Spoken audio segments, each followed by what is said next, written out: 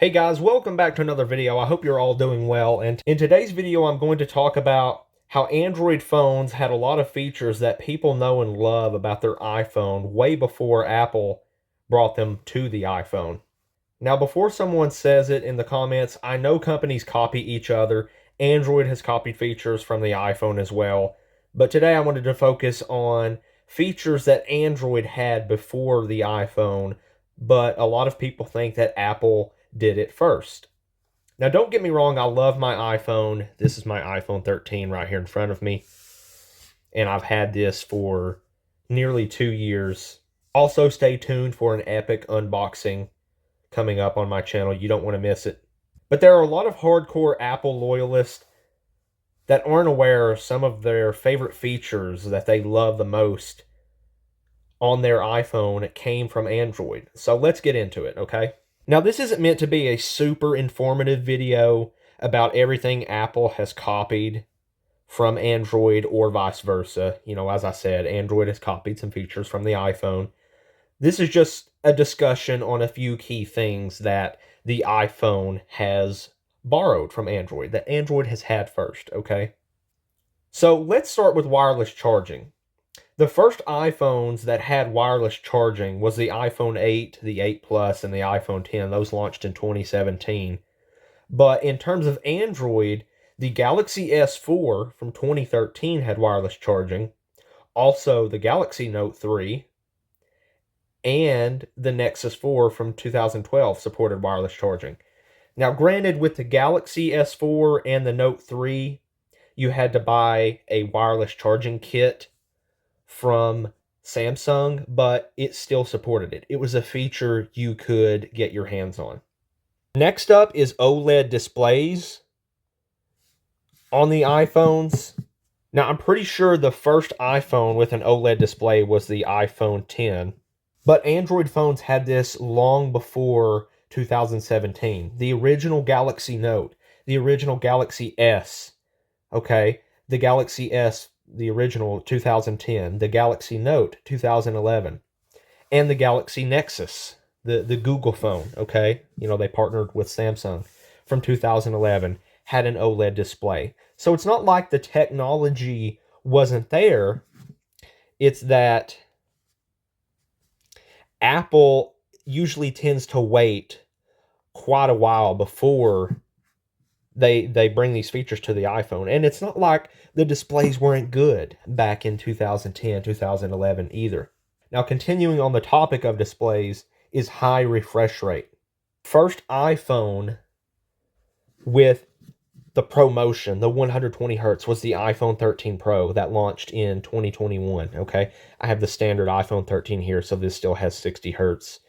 And so does the base model iPhone 15 and the 15 Plus, which that's a different topic. The Galaxy S20, okay, the OnePlus 7 Pro, the Pixel 4 XL. These are all phones that had high refresh rate displays. So the Galaxy S20, if you set the resolution to 1080p, you could actually set the refresh rate to 120 hertz. The OnePlus 7 Pro 2019, it had a 90 hertz display. Also from 2019, the Pixel 4 XL, that had a 90 hertz display. And so Apple, you know, in terms of high refresh rate, this isn't something they were far behind. You know, the iPhone 13 Pro and the Pro Max in 2021 had the 120 hertz. So they weren't far behind in terms of high refresh rate, like some of the other features here I'm talking about in my video. Faster wired charging. The OnePlus 7 Pro also had 30-watt wired charging. The Galaxy S20, 25 watt. Now, I know these don't sound like crazy numbers, but Apple has been kind of stuck on 25, 30-watt charging. Even with the iPhone 15s right now, they top out around 30 watts, even though they have the USB-C ports, which I'm going to touch on a little more in just a second. Some more recent phones with faster wired charging than the iPhones is the Galaxy S24 Plus and the Ultra, 45-watt charging. The OnePlus 12, which is what I have my notes on here. If you guys haven't seen my review, go check it out. It's really good.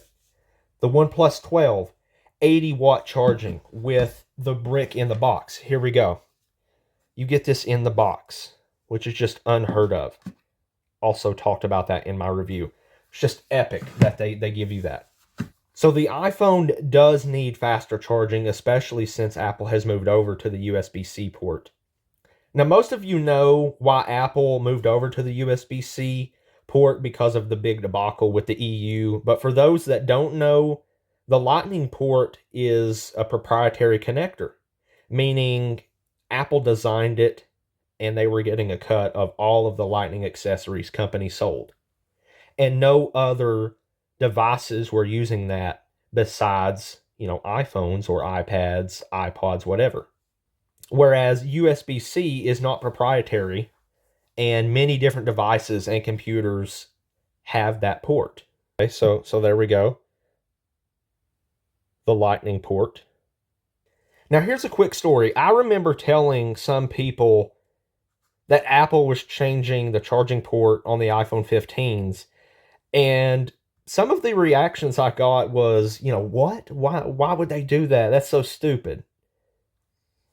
But that sort of proves my point that a lot of people are so heavily into the iPhones and Apple and the ecosystem, they don't know that the Lightning port is proprietary and how hard Apple makes it to get out of the ecosystem if you have a lot of accessories.